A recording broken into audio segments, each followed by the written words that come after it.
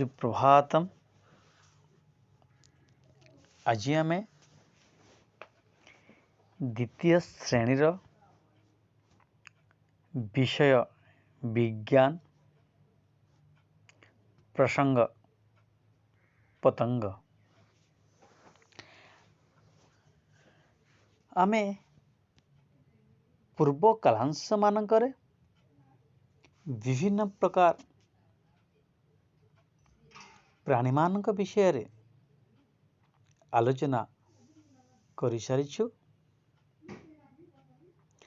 आज आमे देखिबा ए पतंग मानक विषय रे आज आमे आलोचना करिबा। देख मु केते गुडे पतंगर चित्र तमानको देखाउछि, सेगुडा देखिबा एवं तार ना जानिबा। प्रथमे देख माछी, महुमाछी, प्रजापति, उकुणी, छारपोक, असरपा, मशा, पिंपुड़ी, गोबर पोक एमिति अनेक प्रकार पतंग अछंती। सेही पतंग मानक विषय रे आज आमे आलोचना करिबा। देख अधिकांश पतंग मानकर 6टी लेखाएं गोड़ थाए,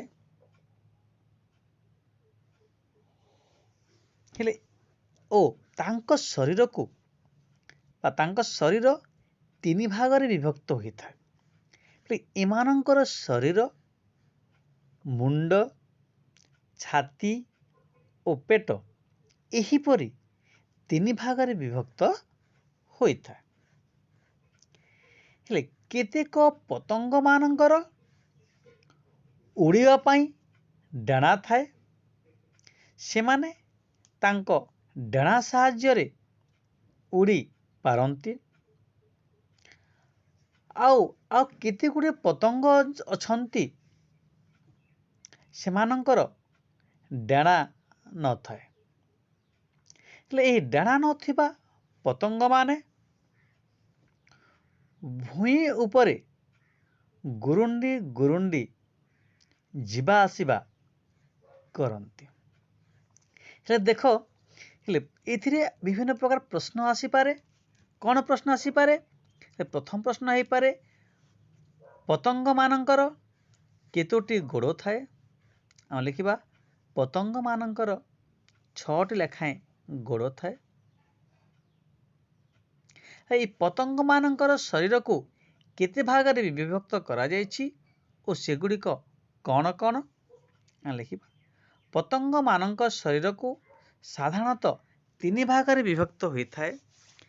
सेगुडिक हला मुंड, छाती और पेट एहीपरि 3 भागरे विभक्त करा जाय थाए। हेले पतंग माने बेले डाना नथिबा पतंग माने किपरि जीवा आसीबा करंती? हेले डाना नथिबा पतंग माने भूमि उपरे गुरुंडी गुरुंडी जीवा आसीबा करंती। तार आसी पारे नेक्स्ट हेले उड़ी पारुथिबा केते गुडे पतंगर ना कुह।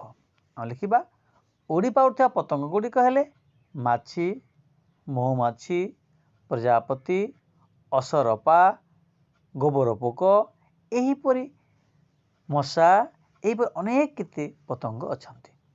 तापरे भूई उपरे गुरुंडी गुरुंडी जीवा आसीबा करुथिबा केते पतंगर ना कुह। जेपरि उकुणी,